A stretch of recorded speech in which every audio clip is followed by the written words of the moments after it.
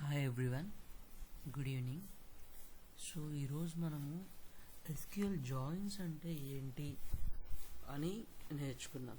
So SQL joins అంటే ఏంటి? Joins అంటే ఏం లేదండి, నథింగ్ బట్ జాయినింగ్, కలిపేయడం, అంతే. జాయిన్స్ అంటేనే కలిపేయడం. సో ఈరోజు మన గోల్ ఏంటి అంటే by the end of this session మీకు జాయిన్స్ అనేది ఎందుకు అవసరం ఎస్క్యూఎల్లో and learn how to create related tables with joins. అంటే ఇప్పుడు ఒకే టేబుల్కి జాయినింగ్ చేస్తూ ఉంటే మనకు అర్థం కాదండి. అదే జాయిన్స్ వేరే టేబుల్తో రిలేట్ చేస్తే మనకు జాయిన్స్ రిలేషన్ అనేది అర్థమవుతుంది. సో అందులో ఏమేమి యూజ్ చేస్తాం?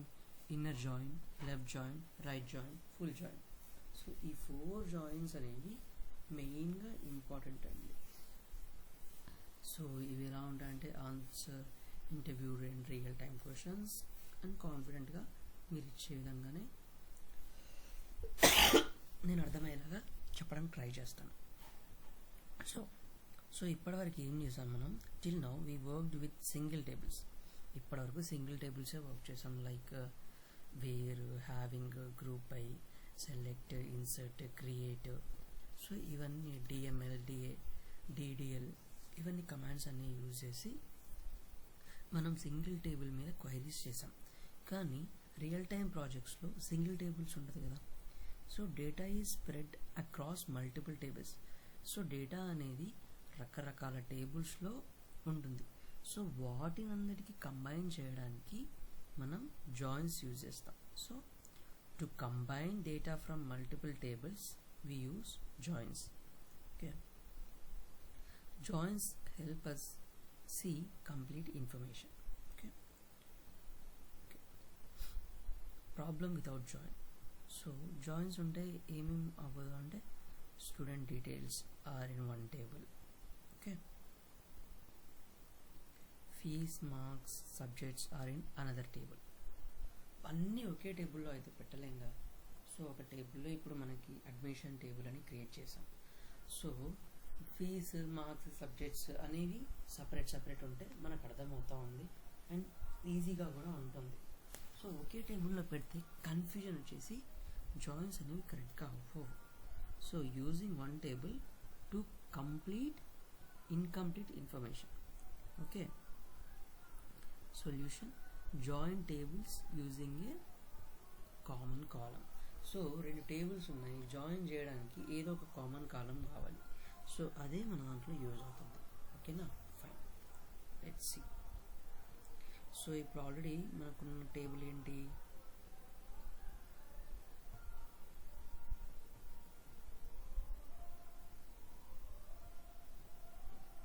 So this is our table.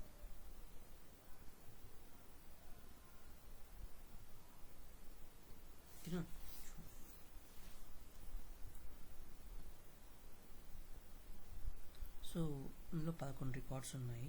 ఇది అడ్మిషన్ టేబుల్. 11 మంది జాయిన్ అయ్యారు.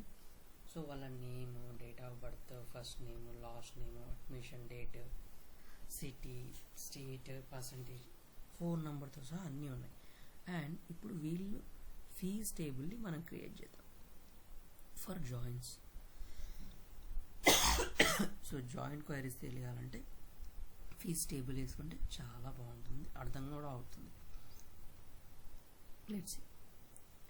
సో ఎగ్జిస్టింగ్ టేబుల్ వచ్చేసి అడ్మిషన్ టేబుల్, ఇది మనకి. So this table already exist. ఈ టేబుల్ ఏ కాలమ్స్ ఉన్నాయి అంటే student ID, first name, class, city, state, percentage and phone number కూడా ఉంది కదా.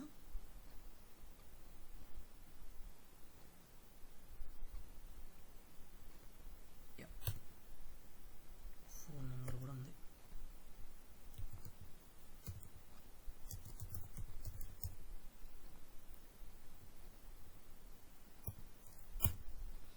ఏమేమి ఉన్నాయి? లాస్ట్ నేమ్ కూడా ఉంది కదా.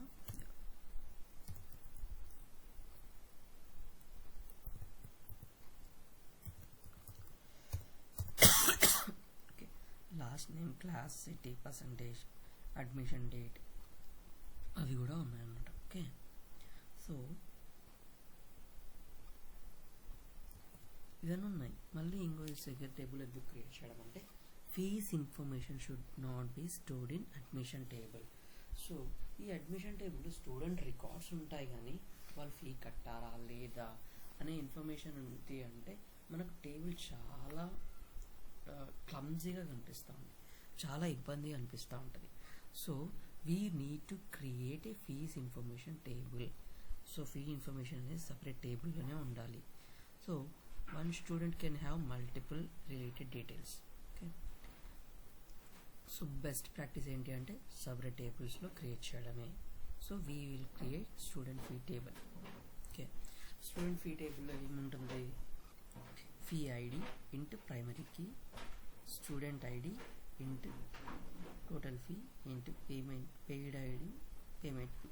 ఓకే, సో అందులో మనం ఇన్సర్ట్ చేసే డేటా ఇదే. Fine.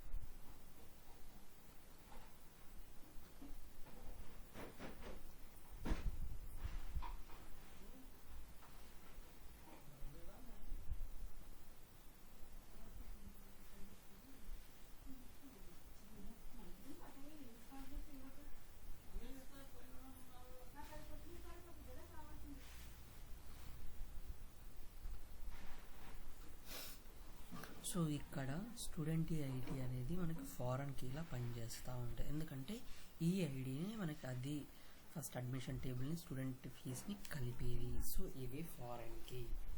Okay, let's to create second table.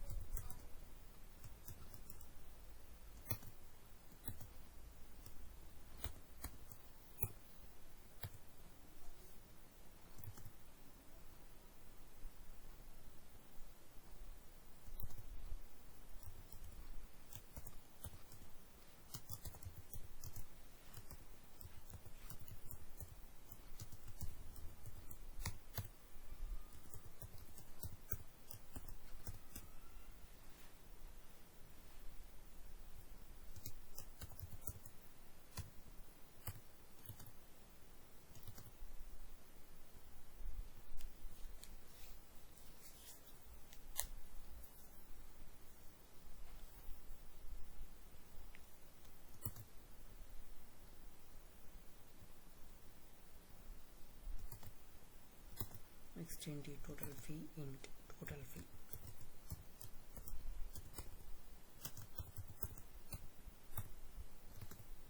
Next వచ్చేసి పెయిడ్ ఫీ, ఎంత కట్టాడా బిల్లుడు.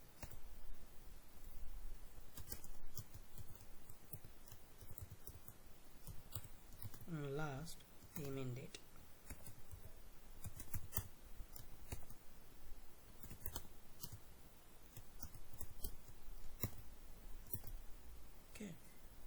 ఇది మన table.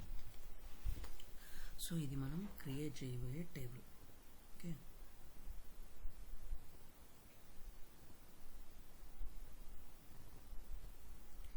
Let's create students fee table. Okay, so ఇప్పుడు చూద్దాము. Select all from students fee.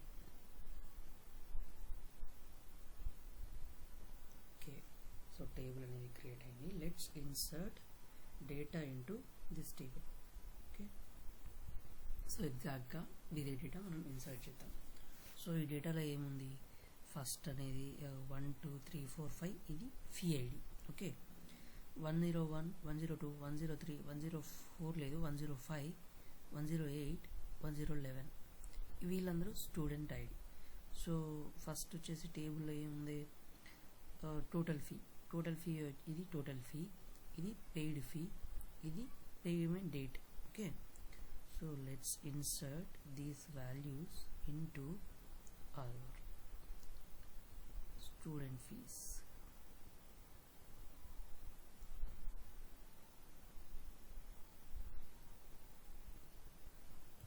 Okay, fee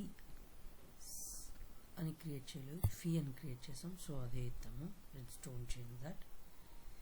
insert into student fee values, let's insert this.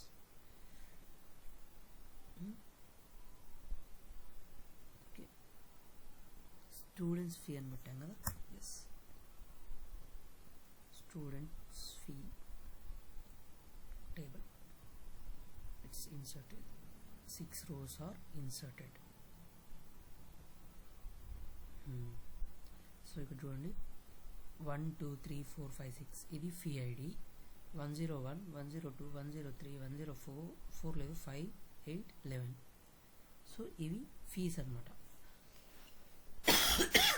So మనం ఏం చేసాము, జాయిన్స్ కోసం అని చెప్పేసి ఇంకొక సపరేట్ టేబుల్, ఫీస్ టేబుల్ అనేది క్రియేట్ చేసాము. And will do other join queries in next class. Okay, thank you.